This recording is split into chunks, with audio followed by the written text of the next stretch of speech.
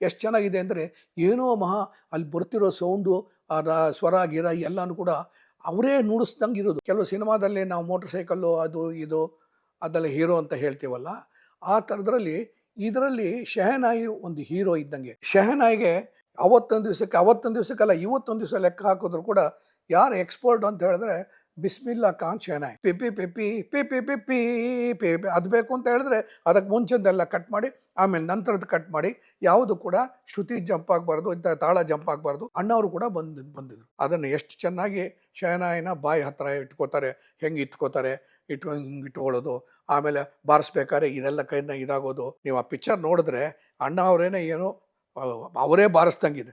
ನಾವು ಅವ್ರು ಮೊದಲು ಟೈಟ್ಲಲ್ಲಿ ಹಾಕಿರೋ ಹೆಸರು ಬಿಟ್ಬಿಟ್ರೆ ಇವರೇ ನುಡಿಸ್ದಂಗೆ ಇರುತ್ತೆ. ಏನೋ ಒಂದು ಕಡೆ ಅಂದ್ಕೊಂಡು ಡೊಯ್ ಡೊಯ್ ಅಂತ ಇರುತ್ತೆ, ಇನ್ನೊಂದು ಹಿಂಗೆ ಅಂತ ಇರುತ್ತೆ, ಹಂಗಿರೋದೇ ಹೊರತು ಆಮೇಲೆ ಅಲ್ಲಿ ಬರೋ ವೀಣೆ ಅದಕ್ಕೂ ಇವ್ರು ನುಡಿಸೋದಕ್ಕೂ ಒಂದಕ್ಕೂ ಸಂಬಂಧವೇ ಇರೋದಿಲ್ಲ. ಆದರೆ ಅಣ್ಣ ಅವ್ರು ಹಾಗಲ್ಲ. ಶೂಟಿಂಗೋಸ್ಕರ ಇಲ್ಲಿಗೆ ಬಂದರೆ, ಬೆಂಗಳೂರಿಗೆ ಬಂದರೆ ಜೊತೆಗೆ ಈ ಸಿತಾರ್ನೂ ಎತ್ಕೊಂಬರೋರು. ಅವ್ರಿಗೆ ರಾಜ್ಕುಮಾರ್ಗೆ ಯಾವ ಹೋಟ್ಲು ಬೇಕಾದ್ರೆ ಕೊಡಕ್ಕೆ ಸಿದ್ಧರಾಗಿದ್ದರು ನಿರ್ಮಾಪಕರು. ಆ ಗಾಂಧಿ ನಗರಲ್ಲೇ ಒಂದು ಎಲೆಕ್ಟ್ರಿಸಿಟಿ ಬೋರ್ಡ್ ಆಫೀಸ್ ಇದೆ, ದೊಡ್ಡ ಎಲೆಕ್ಟ್ರಿಸಿಟಿ ಆಫೀಸು. ಅದರ ಎದುರುಗಡೆ ಹೈಲ್ಯಾಂಡ್ಸ್ ಹೋಟ್ಲ್ ಅಂತ ಇತ್ತು. ಇನ್ನೊಂದು ಸಿನಿಮಾದಲ್ಲಿ ಏನು ಅಂತ ಹೇಳಿದ್ರೆ ನಾನು ಹೇಳಿದೆ, ಯಾವುದೇ ಇದ್ದರೂ ಕೂಡ ತುಂಬ ಅಚ್ಚುಕಟ್ಟಾಗಿರಬೇಕು ಅಂತ. ನಾವು ನೋಡಿರ್ಬೋದು, ಶಿವಾಜಿ ಗಣೇಶನ್ ಅವರು ನಾದಸ್ವರ ಇದರಲ್ಲಿ ಇದು ಒಂದು ತಮಿಳ್ ಪಿಕ್ಚರ್ಲಿ ಮಾಡ್ತಾರೆ. ಕೊಂಜುಮ್ ಸಲಂಗಯ್ಯ ಅದು ಇವನಲ್ಲ, ಅದು ಜಮಿನಿ ಗಣೇಶನ್ನು. ಇವರು ಯಾವ ಸಿನಿಮಾ ಮರ್ತುಬಿಟ್ಟೆ. ಅದರಲ್ಲಿ ಸರಸ್ವತಿ ಶಬ್ದಮ್ಮ ಅಲ್ಲ, ಸೋಷಿಯಲ್ ಪಿಕ್ಚರ್ ಅದು. ಪದ್ಮಿನಿ ಡ್ಯಾನ್ಸರು, ಇವರು ನಾದಸ್ವರ, ಆಮೇಲೆ ಬಾಲಯ್ಯ ಅನ್ನೋರು ಡೋಲು. ಅದರಲ್ಲಿ ಶಿವಾಜಿ ಗಣೇಶನ್ ಅವರು ನಾದಸ್ವರ ಬಾರಿಸ್ತಾರೆ. ಎಷ್ಟು ಚೆನ್ನಾಗಿ ನುಡಿಸಿರೋದು ಎಷ್ಟು ಚೆನ್ನಾಗಿದೆ ಅಂದರೆ ಏನೋ ಮಹಾ ಅಲ್ಲಿ ಬರ್ತಿರೋ ಸೌಂಡು, ಸ್ವರ ಗಿರ ಎಲ್ಲನೂ ಕೂಡ ಅವರೇ ನುಡಿಸ್ದಂಗೆ ಇರೋದು. ಅಷ್ಟು ಚೆನ್ನಾಗಿರೋದು. ಚೆನ್ನಾಗಿ ಕೆನ್ನೆ ಎಲ್ಲ ಮೂಡೋದು, ಉಬ್ಬಿರೋದು, ಹಿಂಗಿರೋದು, ಹಾಗೆ ಮಾಡೋದು. ಅದು ಎಷ್ಟು ಚೆನ್ನಾಗಿ ಮಾಡಿದ್ದು ಅಂದರೆ ಅಷ್ಟು ಚೆನ್ನಾಗಿ ಮಾಡಿದ್ದು. ಅದೇ ಥರ ಇಲ್ಲಿ ಒಂದು ಸನಾದಿ ಅಪ್ಪಣ್ಣದಲ್ಲಿ ಇವರು ಇದನ್ನು ನುಡಿಸ್ಬೇಕು, ಶಹನಾಯಿ ಅಲ್ಲಿ ಆವಾಗ ಏನು ಮಾಡೋದು ಅಂದರೆ ಇದೊಂದು ಹೀರೋ ಇದ್ದಂಗೆ. ಕೆಲವು ಸಿನಿಮಾದಲ್ಲಿ ನಾವು ಮೋಟರ್ ಸೈಕಲ್ಲು ಅದು ಇದು ಅದೆಲ್ಲ ಹೀರೋ ಅಂತ ಹೇಳ್ತೀವಲ್ಲ, ಆ ಥರದ್ರಲ್ಲಿ ಇದರಲ್ಲಿ ಶೆಹನಾಯಿ ಒಂದು ಹೀರೋ ಇದ್ದಂಗೆ. ರಾಜ್ಕುಮಾರ್ ಹೆಂಗೆ ಹೀರೋನೋ ಅವರು ನುಡಿಸ್ತಾರಲ್ಲ, ನುಡಿಸಿದ ಸೌಂಡ್ ಕೂಡ ಅದು ಒಂದು ಹೀರೋನೇ. ಸೊ ಆ ಥರ ಇದು ಕರೆಕ್ಟಾಗಿ ಬೇಕು ಅಂತ ಹೇಳಿದ್ದೇನೆ. ಅವತ್ತು ನಮ್ಮ ಭಾರತ ದೇಶದಲ್ಲೇ ಸಿತಾರ ಇದರಲ್ಲಿ ಅದ್ರಲ್ಲಿ ಫೇಮಸ್ ಅಂತ ಹೇಳಿದ್ರೆ ಓನ್ಲಿ ಶೆಹನಾಯಿಗೆ ಅವತ್ತೊಂದು ದಿವಸಕ್ಕಲ್ಲ, ಇವತ್ತೊಂದು ದಿವಸ ಲೆಕ್ಕ ಹಾಕಿದ್ರು ಕೂಡ ಯಾರು ಎಕ್ಸ್ಪರ್ಟ್ ಅಂತ ಹೇಳಿದ್ರೆ ಬಿಸ್ಮಿಲ್ಲಾ ಖಾನ್ ಶೆಹನಾಯಿಗೆ ಅವರೊಬ್ಬರೇ ಅಲ್ಲ ಬರಲ್ಲ. ಎಷ್ಟು ಜನ ಬರ್ತಾರೆ ಅಂದರೆ ಒಂದು 10-15 ಜನ ಬರ್ತಾರೆ.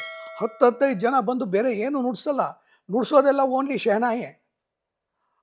ಅವರು ಇದು ಮಾಡ್ತಾರೆ, ಇವರೆಲ್ಲ ಒತ್ತು ಕೊಡೋದು, ಒಂದಿಷ್ಟು ಜನ ಶ್ರುತಿ ಕೊಡೋದು, ಒಂದಿಷ್ಟು ಜನ ಇದು ಬಾರಿಸೋದು. ಆಮೇಲೆ ಇನ್ನೊಂದು ಎತ್ಕೋತಾನೆ, ಈಗ P P P P P P P P ಅಂತ ಹೇಳಿದ್ರೆ ಈ ಪಿ ಪಿ ಪಿ ಪಿ ಅಷ್ಟಕ್ಕೆ ಬಾರಿಸಲ್ಲ ಅವರು. ಈ ಪಿ ಪಿ ಪಿ ಬರಬೇಕು ಅಂದರೆ ಮೊದಲಿಂದ ಬಾರಿಸ್ಕೊಂಬರ್ಬೇಕು ಅವರು. ಬಂದು ಆ ರಾಗಕ್ಕೆ ಬಂದು ಇದಕ್ಕೆ ಬಂದ್ರೇ ಇದು ಬಾರ್ಸೋಕ್ಕಾಗೋದು. ಸೊ ನಮಗೆ ಅಷ್ಟಕ್ಕೆ ಬಾರಿಸಿ ಅಂದರೆ ಆಗೋದಿಲ್ಲ. ಅದಕ್ಕೋಸ್ಕರ ಅಲ್ಲಿ ಇವತ್ತಿನ ದಿವಸ ನೆನೆಸ್ಕೋಬೇಕು. ಜಿ ಕೆ ವೆಂಕಟೇಶ್ ಅವ್ರ ಜೊತೆ ವೈದ್ಯನಾಥನ್ ಅಂತ ಒಬ್ಬರಿದ್ದರು. ವೈದ್ಯನಾಥನ್ ಯಾರು ಅಂತ ಹೇಳಿದ್ರೆ ಇವತ್ತಿನ ದಿವಸ ವೈಲಿನ್ನಲ್ಲಿ ಎಕ್ಸ್ಪರ್ಟ್ ಇರೋ, ನಮ್ಮ ಇಂಡಿಯನ್ ಎಕ್ಸ್ಪರ್ಟ್ ಅಂತ ಹೇಳಿದ್ರೆ ಎಲ್ ಸುಬ್ರಹ್ಮಣ್ಯಂ ಅವರ ಅಣ್ಣ. ಇವ್ರುಗಳೆಲ್ಲ ನಂಗೆ ಹೆಂಗೆ ಚೆನ್ನಾಗಿ ಗೊತ್ತು ಅಂತ ಹೇಳಿದ್ರೆ, ಇವ್ರುಗಳೆಲ್ಲ ಹುಣಸೂರು ಕೃಷ್ಣಮೂರ್ತಿಗಳು ಪಿಕ್ಚರ್ ಮಾಡ್ತಾ ಇದ್ದಾಗ ಇವ್ರುಗಳೆಲ್ಲ ಬಂದು ವಾದ್ಯ ನುಡಿಸೋರು. ಸುಬ್ರಹ್ಮಣ್ಯಂ ಆಗಲಿ, ವೈದ್ಯನಾಥನ್ ಆಗಲಿ, ಆಮೇಲೆ ಇನ್ನೊಬ್ಬ ತಮ್ಮ ಶಂಕರ್ ಅಂತ ಕಾಣಿಸುತ್ತೆ. ಇವ್ರು 3 ಜನನೂ ಕೂಡ ಇದಕ್ಕೆ ಬಂದು ಆರ್ಕೆಸ್ಟ್ರಾ ಬಾರಿಸೋರು. ಅವತ್ತಿನ ದಿವಸ ಅವ್ರಿಗೆ ಸಿಗ್ತಾಯಿದ್ದು ₹40-60. ಮೊದಲನೇ ಅವನು ವೈದ್ಯನಾಥನ್ನು ಅವನು ಎಕ್ಸ್ಪರ್ಟ್.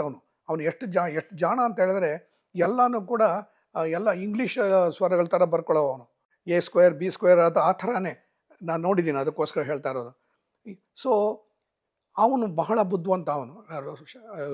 ಅದಕ್ಕೆ ಏನು ಮಾಡೋರು ಅಂತ ಹೇಳಿದ್ರೆ ಅವನು ಇದು ಅವ್ರಿಗೆ ಹೇಳ್ಬಿಡವ ಇದು ಬೇಕು ಅಂತ ಹೇಳಿದ್ರೆ ಅವ್ರು ಏನು ಮಾಡೋರು ಅಂದರೆ ಅವ್ರು ಬರುತ್ತು ಅಂತ ಹೇಳಿದ್ರೆ ಒಂದು 10-12 ಜನನೇ ಬರಬೇಕಲ್ಲಿ. 10-12 ಜನ ಬಂದು ಮೊದಲು ಅಲ್ಲಿ ಊದಿ ಅದು ಮಾಡಿ ಹೊತ್ತಿಗೆ ನಮಗೇನು ಜಾಗ ಬರಬೇಕಲ್ಲ, ಆ ಜಾಗಕ್ಕೆ ಬರಬೇಕು ಅಂದರೆ ಅಷ್ಟೊತ್ತು ಹಿಡಿಯುತ್ತೆ, ತುಂಬ ಹೊತ್ತು ಹಿಡಿಯೋದು.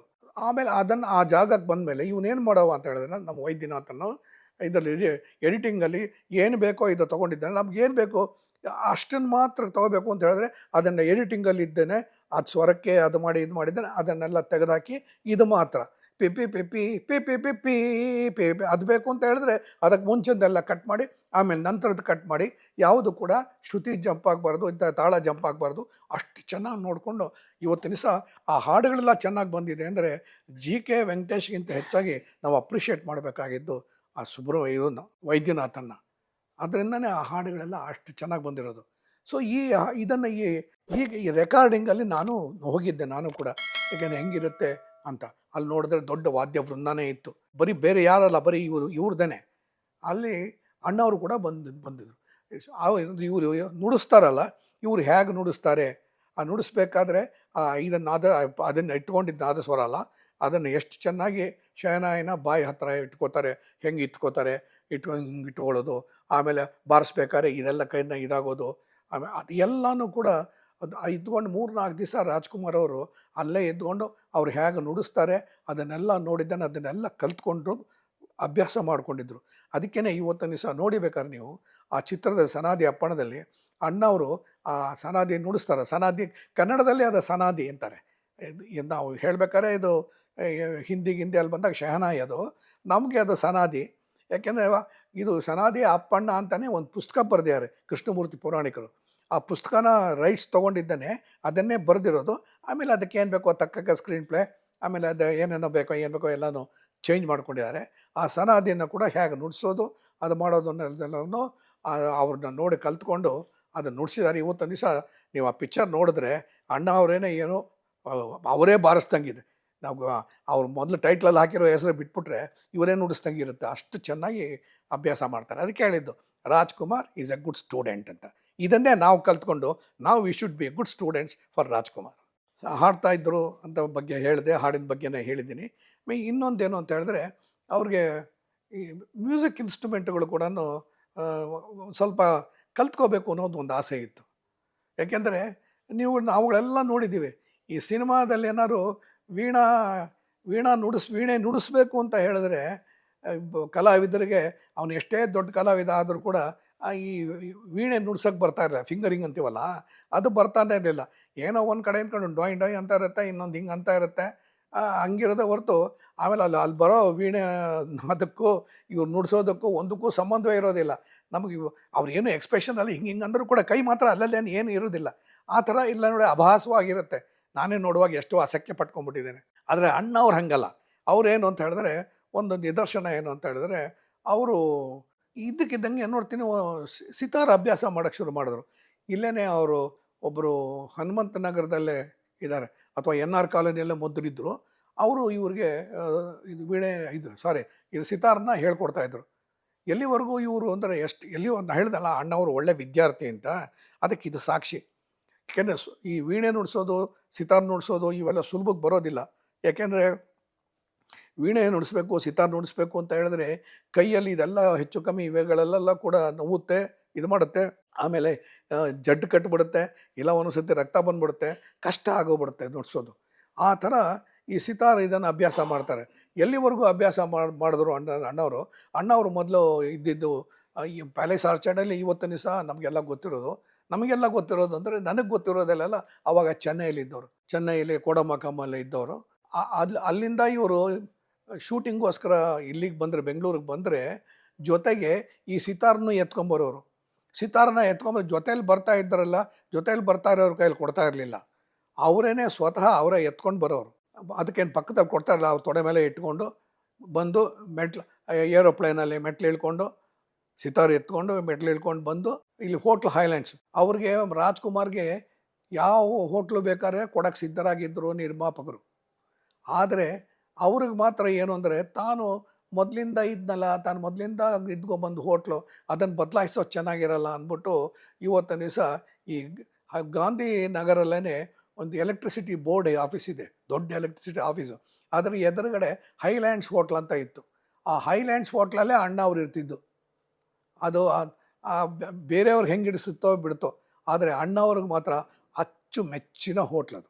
ಅದರಲ್ಲಿ ರೂಮ್ ನಂಬರ್ 18. ಆ 18 ನೀವು ಅನ್ಕೋಬೋದು 18 ಅಂದರೆ ಏನೋ ದೊಡ್ಡ ವಿಸ್ತಾರವಾಗಿದ್ದ ಕೊಠಡಿ ಅಂತ. ಏನೂ ಇಲ್ಲ. ಆ ಕೊಠಡಿ ಸೈಜು 12x10 ಅಥವಾ 10x10 ಅಷ್ಟೇ. ಈ ಕಡೆ ಒಂದು ಸಿಂಗಲ್ ಕಾಟು, ಆ ಕಡೆ ಒಂದು ಸಿಂಗಲ್ ಕಾಟು, 2 ಸಿಂಗಲ್ ಕಾಟ್ ಹಾಕ್ಬಿಟ್ಟು ಅದರ ಮೇಲೆ ಒಬ್ರು ಕೂತ್ಕೊಂಡು ಇದರೊಬ್ಬರು ಕೂತ್ಕೊಂಡ್ರೆ ಅವ್ರ ಕಾಲು ಇವ್ರಿಗೆ ತಾಕೋದು, ಇವ್ರ ಕಾಲು ಅವ್ರಿಗೆ ತಾಕೋದು. ಅಂದರೆ ಅಷ್ಟು ಚಿಕ್ಕ ಜಾಗ. ಅದರಲ್ಲೇ ಅಣ್ಣ ಅವ್ರು ಇರ್ತಿದ್ದು, ಆಮೇಲೆ ಪಾರ್ವತಮ್ಮನವರು ಅಲ್ಲೇ ಇರ್ತಿದ್ದವರು. ಬಾತ್ರೂಮು ತುಂಬ ಚಿಕ್ಕದು.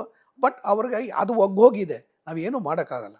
ಒಂದು ಸತಿ ಏನು ಮಾಡಿದ್ರು, ನಾನಿನ್ನ ಮರೆಯಲಾರಲ್ಲಿ ಈ ಬೇಡ ಸರ್, ಇನ್ನೂ ಸ್ವಲ್ಪ ದೊಡ್ಡದಕ್ಕೆ ಹೋಗೋಣ, ದೊಡ್ಡ ಹೋಟ್ಲಿಗೆ ಹೋಗೋಣ ಅಂದರು. ಸೊ ವೀರಸ್ವಾಮಿಗಳು ಹೇಳಿದ್ಮೇಲೆ ಅಣ್ಣ ಅವರು ಆಗಲಿ ಆಯಿತು ಅಂತ ಹೇಳಿದ್ರು. ಸೊ ಅದಕ್ಕೆ ನನಗೂ ಚೆನ್ನಾಗಿ ಗೊತ್ತು, ಅದಕ್ಕೆ ನಾನು ಹೇಳ್ತಾ ಇರೋದು. ಸೊ ಇದನ್ನು ಈ ಹೋಟ್ಲ್ ಹೈಲ್ಯಾಂಡ್ಸ್ ರೂಮ್ ನಂಬರ್ 18ಇಂದ MG ರೋಡಲ್ಲಿ ಹೋಟ್ಲ್ ಅಜಂತ ಅಂತ ಇದೆ, ಈಗಲೂ ಇದೆ. ಆ ಹೋಟ್ಲ್ ಅಜಂತಾಗೆ ಹೋಗೋಣ ಅಂದ್ಬಿಟ್ಟಿದ್ದಾನೆ. ಅಣ್ಣವ್ರಿಗೆ ಹೇಳಿದ್ರು, ಅಣ್ಣವರು ಕೂಡ ಅಲ್ಲಿಗೆ ಶಿಫ್ಟ್ ಆದರು. ಒಂದು ದಿವಸನೋ ಅಥವಾ 2 ದಿವಸನೋ ಆಗಿರಬೇಕು. ಅಜಂತಾದಲ್ಲಿ ಏನಾಗೋಯ್ತು ಅಂತ ಹೇಳಿದ್ರೆ, ಮೇಲ್ಗಡೆ ಟೈಲ್ಸ್ ಇದೆಯಲ್ಲ, ಆ ಟೈಲ್ಸ್ ಕಿತ್ಕೊಂಡು ಬಂದ್ಬಿಡ್ತು. ಟೈಲ್ಸ್ ಬಿತ್ತು, ಹೋದಾಯಿತು. ಸೊ ಅವ್ರ ರೂಮಲ್ಲೇ ಆ ಟೈಲ್ಸ್ ಒಡೆದೋಗಿದ್ದರಿಂದ ಅಲ್ಲಿಂದ ಇಲ್ಲಿಗೆ ಬಂದಿದ್ದ ಶಕುನ ಚೆನ್ನಾಗಿಲ್ಲ, ನನಗೆ ಬೇಡ ಅಂತ ಹೇಳಿದ್ದೇನೆ. ಇಮ್ಮಿಡಿಯೇಟಾಗಿ ಆವತ್ತಿನ ದಿವಸನೇ ಅಲ್ಲಿಂದ ಪುನಃ ಹೈಲ್ಯಾಂಡ್ಸ್ಗೆ ಬಂದ್ಬಿಟ್ರು. ಸೊ ಅಲ್ಲಿ ಹೋದರೂ ಕೂಡ ಅಥವಾ ಬೇರೆ ರೂಮ್ಗೆ ಹೋಗ್ಬೋದಾಗಿತ್ತು. ನಾನು ಮಾಡಿದ ತಪ್ಪು ಅಂತ ಅವ್ರಿಗೆ ಅನ್ನಿಸ್ತೋ ಏನೋ.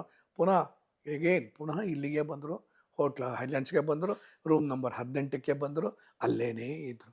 ಯಾರು ಬಂದರೂ ಕೂಡ ಯಾರು ಏನಾದರೂ ಸರಿ, ನಾವುಗಳೆಲ್ಲ ಅಲ್ಲೇ ಹೋಗಿ ನೋಡ್ತಾ ಇದ್ವು, ಅಣ್ಣವ್ರನ್ನ ನೋಡ್ತಾ ಇದ್ವು. ಊಟ ಗೀಟ ಎಲ್ಲ ಆದಮೇಲೆ ಮೇಲ್ಗಡೆ ಹೋಗಿದ್ದೇನೆ. ಒಂದು 15-20 ನಿಮಿಷ ವಾಕಿಂಗ್ ಮಾಡೋರು. ಸೊ ನಾವು ಅವ್ರಿಗೆ ಏನಾದ್ರು ಮಾಡಬೇಕು ಅಂದಾಗ ನಾನು ಅಲ್ಲಿ ಹೋಗಿ ಅವ್ರ ಜೊತೆ ಬೇಕಾಷ್ಟತಿ ಮಾತಾಡಿದ್ದೀನಿ. ಸೊ ಈ ಥರ ಇದು ಏನಂತ ಒಂದು ಕಲ್ತ್ಕೋಬೇಕು ಅನ್ನೋದಕ್ಕೂ ಒಂದು ಸಾಕ್ಷಿ ಇದು. ಹಾಯ್ ಎಲ್ರಿಗೂ ನಮಸ್ಕಾರ, ನಾನು ನಿಮ್ಮ ಅನುಷಾ ರೈ. ಸೊ ಇಲ್ಲಿ ನೋಡಿ, ಡೈಲಿ ಮಾಧ್ಯಮ ಈ ಒಂದು ಚಾನಲಲ್ಲಿ ನಿಮಗೆ ಎಂಟರ್ಟೈನ್ಮೆಂಟ್ ಎಲ್ಲ ವಿಷಯಗಳು ಸಿಗುತ್ತೆ. ಅದ್ರ ಜೊತೆಗೆ ನಿಮಗೆ ಗೊತ್ತಿಲ್ಲದೆ ಇರೋವಂಥ ಹೊಸ ಮಾಹಿತಿಗಳನ್ನು ಕೂಡ ಅವರು ಈ ಚಾನಲ್ನಲ್ಲಿ ಕೊಡ್ತಾ ಹೋಗ್ತಾರೆ. ನಿಮಗೆ ರಂಜಿಸೋದಕ್ಕೆ ಯಾವುದೇ ವಿಷಯದಲ್ಲೂ ಮೋಸ ಆಗಲ್ಲ. ದಯವಿಟ್ಟು ಡೈಲಿ ಮಾಧ್ಯಮ ಯೂಟ್ಯೂಬ್ ಚಾನಲ್ನ ಸಬ್ಸ್ಕ್ರೈಬ್ ಮಾಡಿ, ಸಪೋರ್ಟ್ ಮಾಡಿ ಅಂತ ನಾನು ಈ ಮೂಲಕ ಕೇಳ್ಕೊಳ್ತೀನಿ.